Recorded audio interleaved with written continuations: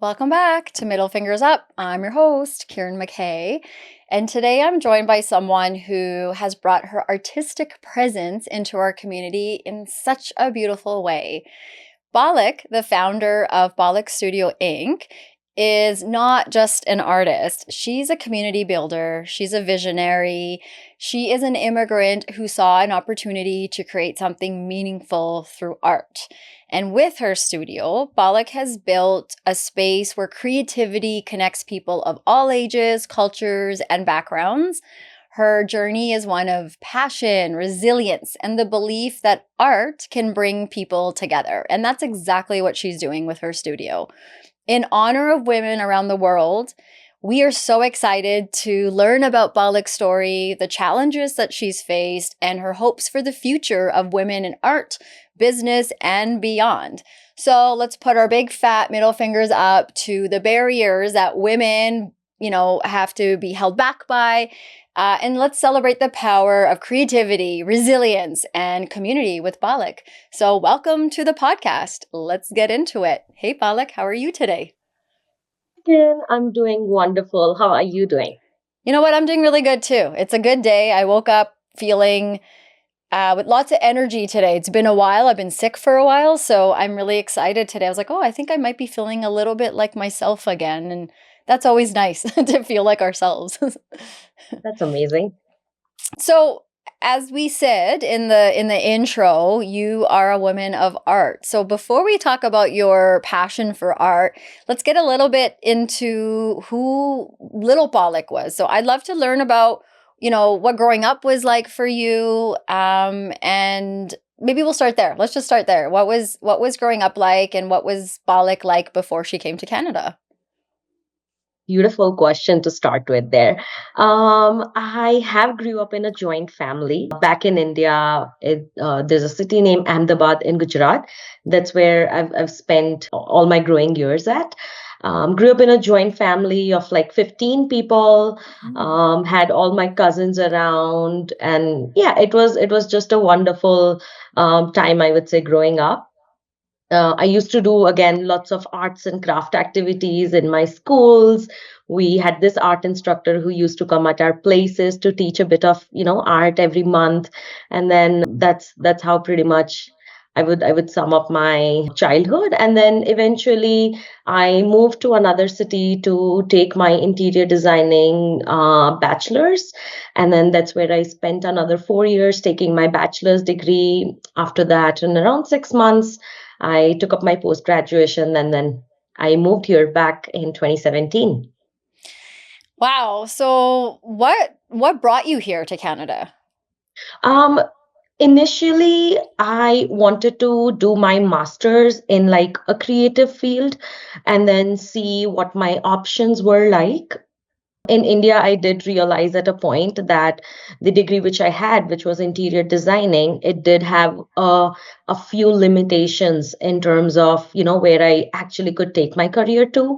Not huge scopes is what I could potentially see at that time. And then there was just a lot of competition, meaning there would be like 20 colleges in the same city providing the same courses, and then just like bunch and bunch of interior designers coming out each year, just building up so much competition for you, and not like a whole big of career path in front of me is what I could see. So yeah, that's when I initially decided that, hey, maybe I could see what courses I could find maybe in the USA or maybe Canada. And then kitchen and bath courses really what like attracted me, because when you design a house, kitchens and bathrooms are like those design elements other than your furniture and decors. Like you could actually play an important role in actually designing it and playing things around with.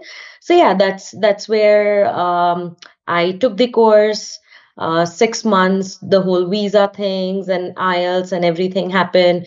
And then 2017 December is when I got the opportunity to move here. Did you come with any family, or did you end up coming over on your own? I came up by myself. So what was that like, leaving home and family behind? So like I said, for 4 years, I was in another city. So that kind of gave me a good starter in terms of, how I am without my family. I would still visit them on like every other weekend. But yeah, it was a good starter for me to at least, get used to the feeling of like being without them. I'm super close to my mom, so just like being a bit without her. Yeah, Yeah, that's rough. and after coming here, I was the first couple weeks super excited, new country, going to make new friends, so many things going on. But then eventually it started hitting that, oh, it's going to be a bit difficult. No one usually prepares you for the emotional things that you're going to go along with. Yeah, so it was definitely quite a journey for me. I would imagine. So, in that transition time coming from India to Canada, is there anything that you feel like you know now about the immigration process, or even like the feelings or whatnot, that you wish you had known and would have helped you before you came?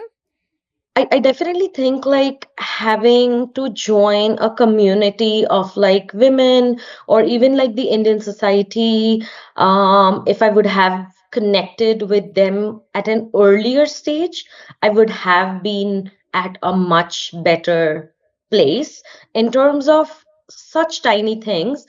Like when I moved here, I just got my hand gloves from dollar store, thinking that, hey, it's cheaper, it's nicer, it's good to go. And then I would go to my jobs like an hour of transit, and then my hands would be freezing in like negative temperatures here. But then it would have been so much nicer if I just had like a tiny community where I could ask that, hey, what should I do? Just like these tiny questions, Yeah. because back in India from where I am, it's like maybe 20 days of winter in December, and then we're like all done. So I've never seen the things which I saw here, especially in like the first year. It was a drastic, huge change for me. Then yeah, so I think like having a community where you could ask like these maybe silly questions, maybe group of people meeting, and that's where you could just like go in, meet. And that's what I think like so many communities are doing these days, just like a place which they're providing to immigrants, which would have been so much nicer if I knew it earlier. I came to know about it during like COVID days. And yeah, I can come back to it like how it actually like the community helped me grow into my current business right now. Yeah, Mm. it would have been so much nicer. Yeah. I like the shout out to the Indian Society too, because like their whole message is a home away from home. And these are things that, being born and raised here, I didn't even know existed. Because Right. sometimes I don't know, you get in this isolated kind of place and it's hard to know because it's so overwhelming. Like, what do I ask? And when you don't know what to ask, it's difficult to sort of figure it out. I think this kind of information and this kind of conversation is helpful for others that may, the newcomers that arrive, and okay, how can we help connect to our community sooner than later? So I'm glad. How did you find your way then to the community? So I was just going through Facebook and somehow it popped up. I'm not sure. Like I literally don't remember how and when, but somewhere around like during COVID days, again, social media was just like, on your phone all day, Yeah. all time. And then that's when the Indian Society of Calgary came in, joined the group, and then found like, oh wow, like people would ask so many questions. There were so many comments answering them, and then like so many things happening there. And then that's where I actually started participating after like the COVID ended into like volunteering and stuff. And then things just kind of rolled from there. That's awesome. In it like, when you look back, did you ever think that you would have made your way over to Canada? Now that you're here, when you look back, like how your journey kind of went, do you feel like, oh yeah, it makes sense that I'm here, or you're a little surprised that this is where you've come to? To be honest, a bit surprised to be looking at where I am right now. So initially, to start with, I never thought art like was going to be something which I will be doing full time. It was always a hobby, something which I always wanted to do. Even after my 12th grade in India, you would get like three categories, which is arts, commerce, or science. Mm. And then I wanted to go for arts because I got like good grades.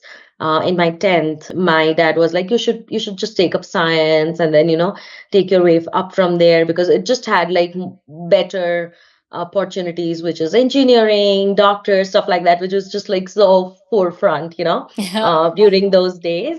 And then I wanted to take arts, and then we both sacrificed a bit, came up to the commerce as like my field, and then I ended up taking commerce and then interior designing. That's so cute. I love that. If you could go back to any, age as little Palak, medium Palak, current Palak, like what age would you go back and what would you tell her? I would 100% go back to my fourth grade, fifth grade, like, that age. I was so underconfident, like with everything around me, so underconfident with like the things, even with like speaking up for myself, for like showcasing what I would be doing, for showing my interest. Like I said, even with like the science and commerce as the field, I did sacrifice a bit and then, ended up taking commerce. Imagine if I had took like arts back then, I would have been so much better with my Mm. field, and then even with my arts, it would have been so much better. But then, yeah, just speaking up for myself, the confidence was never there, which eventually came up when I came here. And then when I started building, my own company, did full time with my arts, and then again connected with so many people, attended so many of like mental well-being workshops, things like that. And then yeah, it has just like started building my confidence altogether again now. And I feel I'm like much confident person now. Again, a long way to go. Oh, I like hearing that. I think that's awesome. And sometimes we don't go back and credit that part of us when, that's helped us build that confidence or what. And I think that's a nice way to go visit yourself. If we transition to your business, you had said as a kid, art, you loved arts and crafts, art was a hobby. You've talked about why you chose, your profession. And when you came here, you've been here less than 10 years and you've created this like amazing community within your own art studio. So, can you tell us how Bollock Studio Inc. kind of started up?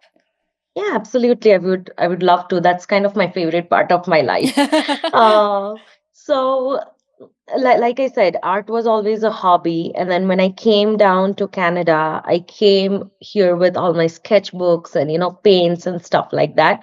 But those like initial 2 years when I was actually taking my post graduation, I was doing like a part-time job, never used transits, local transits back home in India, and then altogether moving to that part here, cooking for myself, doing home chores was such like a huge roller coaster for me that I just couldn't do any art for like couple years after coming here.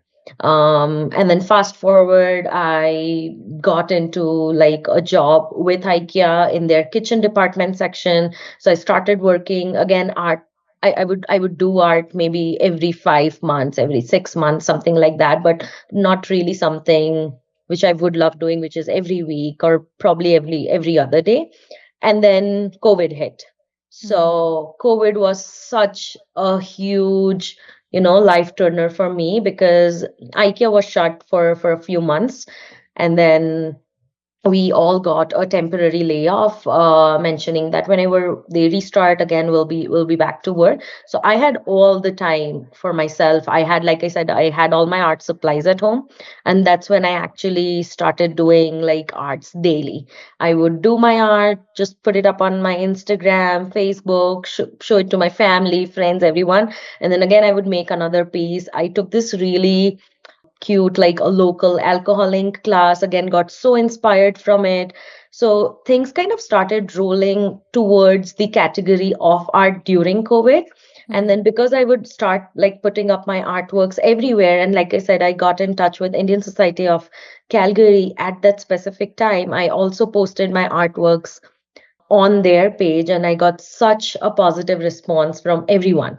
And then people started asking me if I could take art classes for their kids, and that's when it actually started like monetizing for me. Some of the people bought my artworks. Again, that started monetizing. So now I knew that I had two categories as like part time, which is teaching kids, and then also selling my artwork, which is monetizing. And that's when actually like initially my Instagram account got the name Palak Studioing. That's where I would like post everything. So that's when the actual Palak Studioing came into formation. Fast forward a bit, my IKEA job again got started as a kitchen designer. So I would 9 to 5 as a kitchen designer, and then after 5 is when I would do, my art classes, a bit of my commissioned artworks, stuff like that. And then again, fast forward to couple years, which is 2021, is when I realized I probably can't juggle both things together, because the art category was coming a bit, forefront for me. So Mm. I got my company registered. I left the job as a kitchen designer, and I kind of thought it out that I'll give myself 6 months from now, see where this actually full time thing goes. If it kind of matches up with what I was doing, monetary basis with like my salary, I'm probably going ahead with it. If not, maybe I might come back as a part time, kitchen designer, and then see where it goes. But yeah, within couple months, I think like people of Calgary were so supportive towards our workshops and paint nights and everything, that it just kind of started flowing from there, and then there was no looking back. Yeah. When you do kind of look back, what like do you feel like you were taking a risk when you decided to put your time and energy into this business? Like what was that like for you to say, "Okay, I'm going to do this?"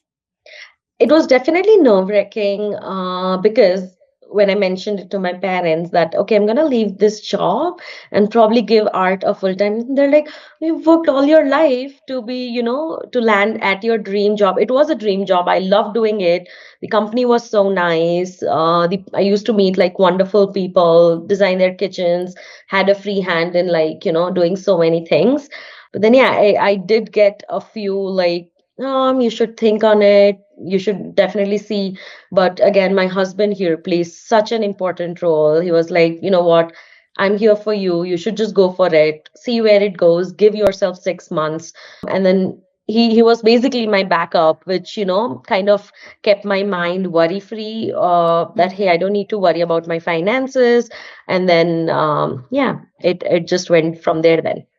It Good was man definitely to nerve-wracking. push you to follow your dream, Like Yeah, definitely. that's amazing. So, your studio, you've talked about this in on your website, which is really well done. We hear this when anyone that gets to meet you, we can tell like you're not just about art, you're about bringing people together. So, can you talk about how important that aspect to you was when you created your space in your studio? Yeah, definitely. So initially when we started our paint nights, we would get a lot of inquiries, but mentioning the same question that, hey, I'm a beginner. I holded a brush like when I was a kid or when I was like in my high school, and then I've never did any arts. Can I still come in as a beginner and do a paint night, or something like that around there? So that was our whole thing to start, that anyone is welcome, in our paint nights, at our workshops, like an inclusive space for everyone to showcase their artistic journey, to learn a little bit, and to just have a good time at our studio, or be it if you're hosting it at a cafeteria, brewery, anywhere. Yeah. I got to be part of Mandelas and Mocktails that Yes. was hosted by Ninja Neri. And you were the one that was leading the art activity. And what was really cool for me was I never met any of the women there. And we all were at these different tables in this coffee shop and doing the art exercise. I mean, on one hand, yeah, it's, you're learning a skill, but the conversation that comes when you're channeling your child innocence, like art is like creativity from when we were little, And then somewhere along the line, we grow up and they tell us to stop being like that. And Right. so sitting there, a lot of the women, we got to be playful and we got to laugh and we got to talk about things that maybe we wouldn't have if we all met up at a bar or a restaurant to eat. So I love to hear like what people say or what kind of observations you pick up when you're doing these kinds of activities with people. That's such a wonderful question to begin with. So definitely one thing is conversations, like you mentioned. We have had wonderful corporate paint nights. We've had some really girls only paint nights where we would have like all the stranger girls come up, all the stranger ladies come up, and then they would just leave with so many new friends and so many beautiful conversations at our tables, along with the arts, of course. So that's always such a nice part. And the best thing which I find is when they're done with their artwork, them showing their artwork with like, hey, I added this tiny touch to it. This is what it means to me. And then again, popping up with more conversations based on them. I never thought I'm going to able to make this beautiful of a painting, things like that. So that kind of really touches me when I see that, okay, people are coming together, they're having these wonderful conversations and doing some art, which is such a nice thing. Yeah, it's really therapeutic for It is. sure. Mhm. If you could only pick one, what would be like one of the most rewarding moments that you could share since starting your studio?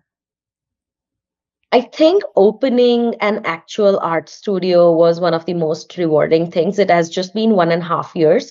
So when I started with my art classes, I would usually go to either libraries or people's places to teach their kids, or I would have kids come in at my place, and it just basically started on my dining table where I would have all the kids come in, teach them, and then I would just have batches after batches during weekends or probably like weekday evenings.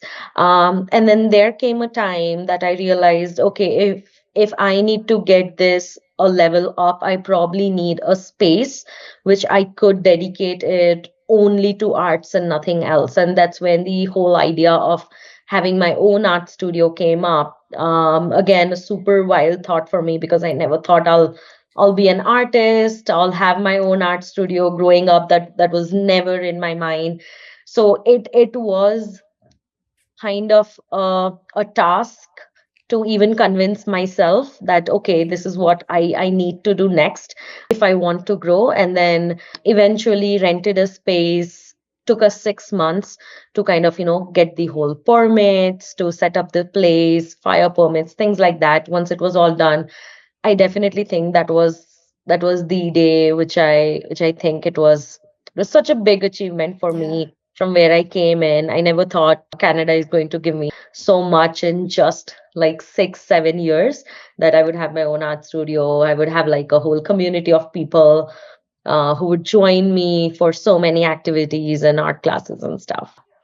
Can I ask you, because you touched a little bit on this, is that a little bit of that underestimating that a lot of women, a lot of us do, where, in one way it's about art, but you're also becoming a business woman. And there are probably women viewing or listening today that think, oh, Palak's different. That's not like me. I could never follow my dream or make it come to light.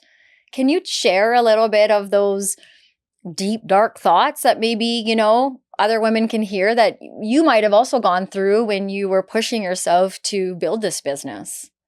Absolutely. So it was never an easy journey, especially for me, because when I came into Canada, again, I was not always a super confident person. Neither I am right now, I would say. But it was a journey, kind of building my confidence up.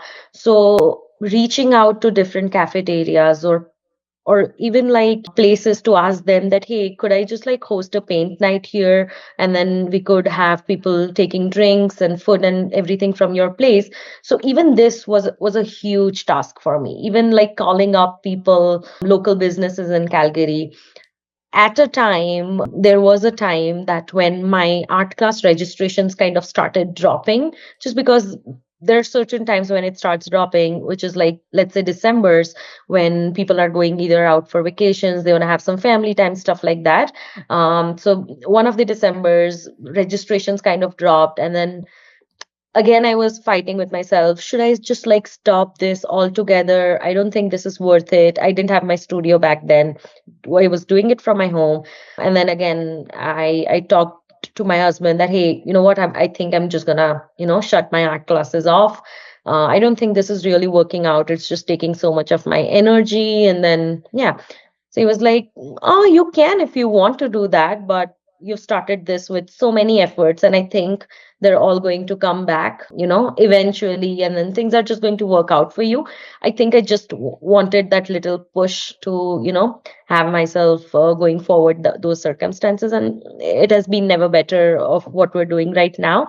But yeah, there have been so many of these tiny moments that I felt probably I can't do this. But then again, I've pushed myself out of those, comfort zones.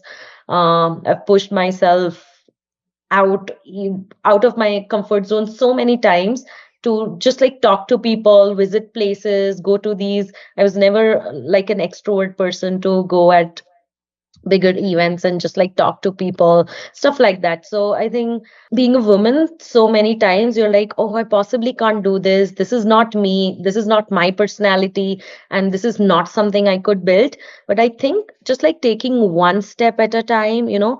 breaking down that one thing at a time and then looking at a bigger scenario again, taking one day at a time has helped me a lot. And then situations are always going to come up. I always say that, why are all these things, just coming on my way? Like, Mm. so many different scenarios. Like the initial studio we decided that we're gonna go with, they decided to go with someone else after a month.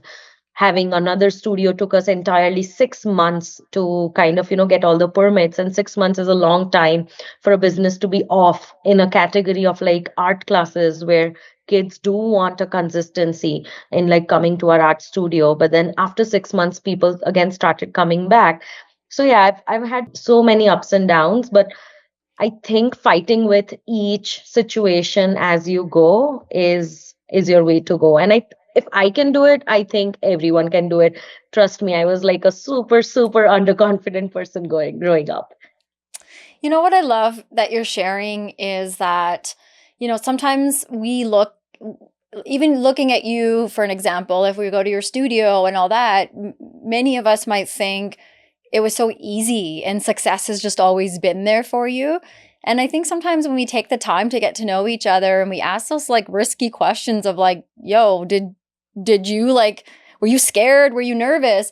Or when we just come out and share it, I think it's so healing for a lot of other women who sometimes forget that they have that in them too. But, we look to others and we see their polished version and we're like, oh, yeah, okay, well, she already has all of that success or whatnot. But at the end of the day, even if your husband, pushed you and provided that support as he should, and I'm glad he did, it really has to come from you. You have to be the one that's going to say, okay, I'm going to do it and I'm going to, learn from this mistake or learn from this challenge. And that's really what you've done is every little challenge is you've turned it into an opportunity. And I think that's lovely. And I think, maybe you can share in celebration of women around the world, like what is your hope for other women in arts or business or even leadership? Like what do you hope to see, from other women as well?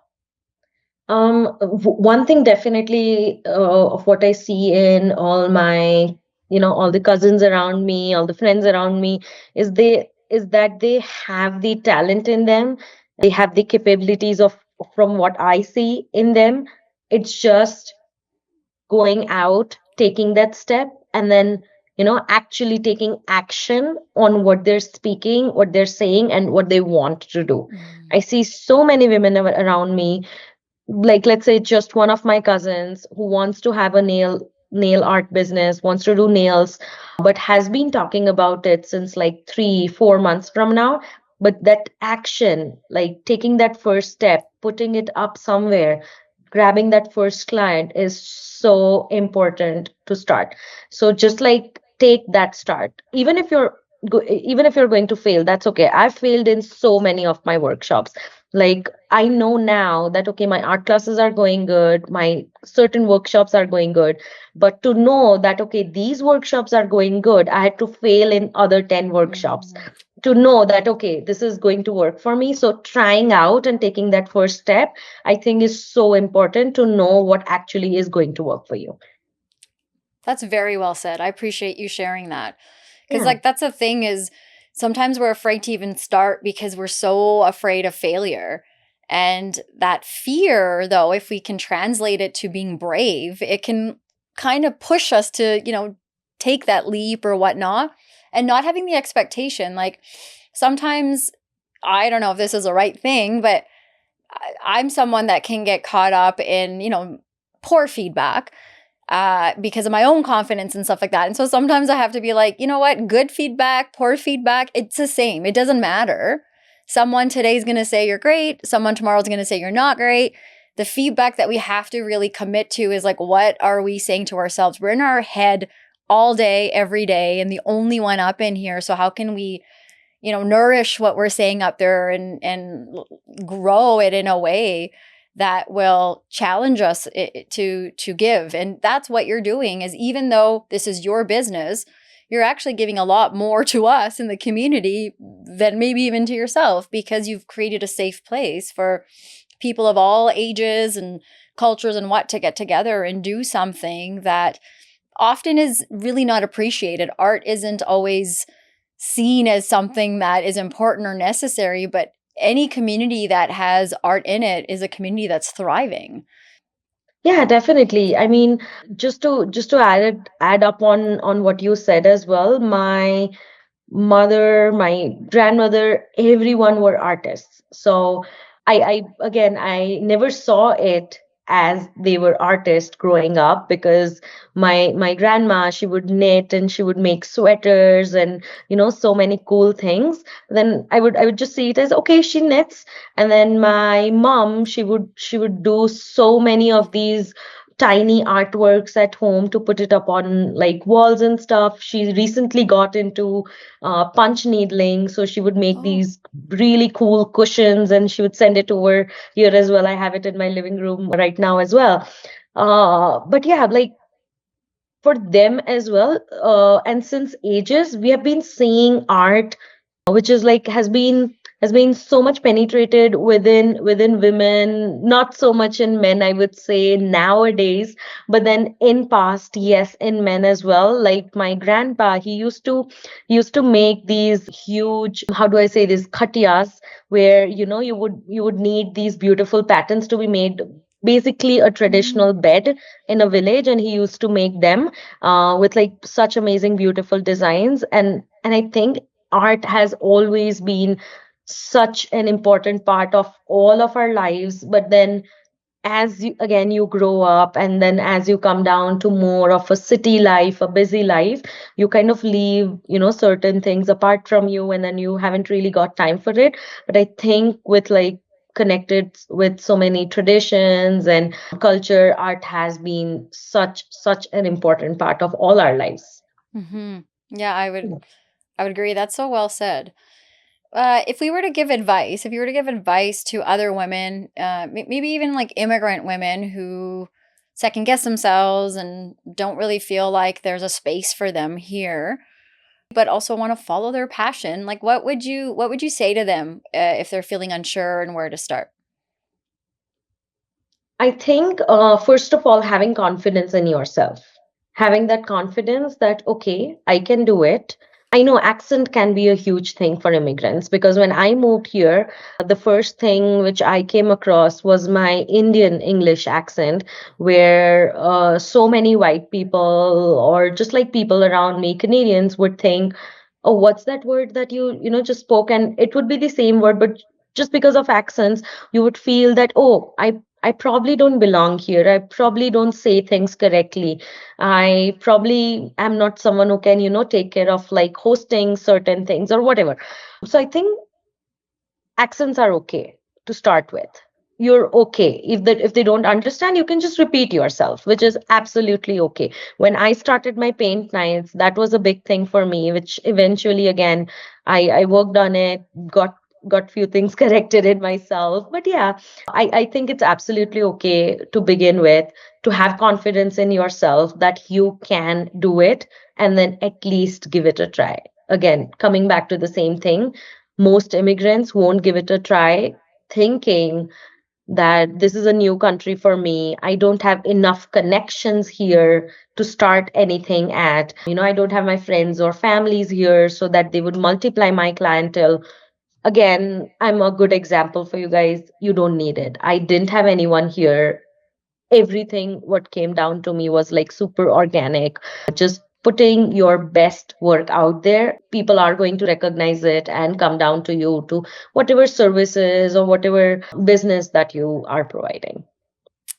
I'm glad that you pointed that out. I've never had anyone talk about the accents, and it's there. And I think there's a lot of stigma around that. And you're right, a lot of people will prevent themselves from sharing, whether it be in an office or whatnot, because people right away go to that accent. And this is why it's so important to feature our women and immigrant women, men, people, because the more we see people that look and talk like us, the more, comfortable and confidence we can also build. So having someone like you represent our community is like perfect, because you're talking about the things that so many people are stuck in their heads with. So I appreciate you saying Right. that.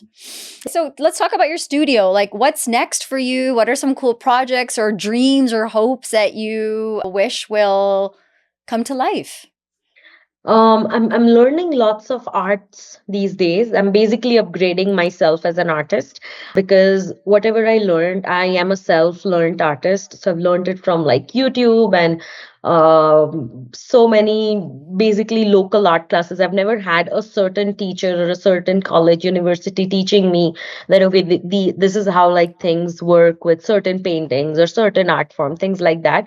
So I'm definitely upgrading myself as an artist right now. I'm a face painter as well, so upgrading my kind of face painting skills. I'm taking amazing courses which are available, because again, I have the liberty to spend certain amounts on my skills now, on myself now. So I'm taking that liberty, working on that aspect right now.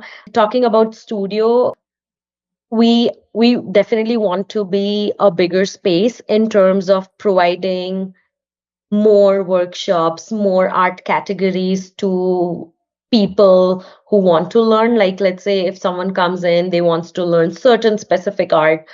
We want to be the space that okay, we which can cater basically different art forms, and just not like two or three traditional art forms which everyone around teaches, but also giving an opportunity to teach all the traditional art forms, like coming up with like, let's say, like I was talking to you the other day, coming up with a Kutchi artwork, which is like a traditional Gujarati work, with which workshop, which we're coming up soon with, which is a mud and mirror art workshop. So yeah, basically bringing up multiple different sorts of art workshops is what the next aim is, and keep learning as I go and keep growing my business. I love that. I love the going back to the roots and bringing some of home to your Yeah. new home, and teaching the community about that. That's lovely. So where can people find you if they want to come to your studio, they want to connect with you? Where's the best place to reach you? Um, The best way is to again give us a call. Our website is all open on Google, Palak, www.palakstudioing.com. So connect with us. You could just leave like an inquiry form there. Connect us on Instagram, Facebook, or just give us a call. The best way is to give us a call, reach down at our studio at our open hours, and then we would love to have you in to see our studio space, to show you all the options that we have got for you, which is within like, let's say, if it's like art classes, workshops for kids, adults, anyone. Perfect. I love it. And we'll also put that in our show notes too for when the episode comes out. Beautiful. Okay, finally, like what do you want to put your middle fingers up to today? Definitely stigmas that goes around women, that we can't do certain things. Well, we can. So Definitely putting my middle fingers up there to anyone who says that we can't do that. Well, yes, we can. Yes, well said. I love that. Palak, Yeah. is there anything that you wish that I had asked you about today that you didn't really get a chance to talk about, or anything you want to go back and clarify? One thing I would definitely like to add up to this is that people mentioning you that certain things is what you can't do, especially to women. Very basic things like driving, like women doesn't drive good, stuff like that. And there's always going to be men or even women around you who are going to continuously keep saying these things, A, correcting them. Initial days, I wouldn't do that a lot. I wouldn't like speak up for myself or like for other women around me to whom people would say these things at. So now I've started doing that a lot more. That people might need to like control me. That okay, chill, it's okay. But I'm like, no, it's not okay anymore. So definitely speaking up, if not for others, at least for yourself. So let's start doing that. It's That's high a time then.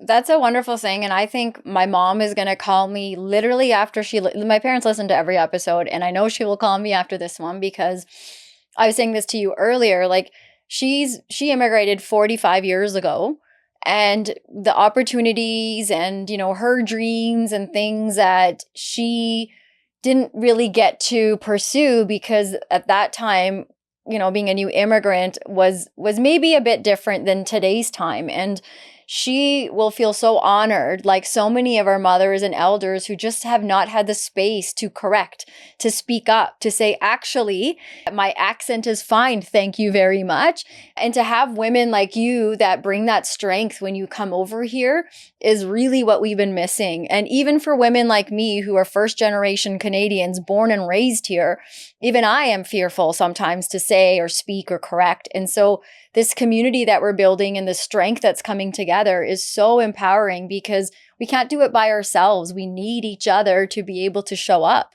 So whether we're doing it for ourselves or for our moms or for, another woman, I think those are you're right. Those are ways to help us remember when something isn't feeling right or sounding right. Only we can help change that if we don't do something or say something. So thank you for pointing that out. I appreciate that. I know my mom is gonna love you for that too. Oh, that's so So amazing. I love it.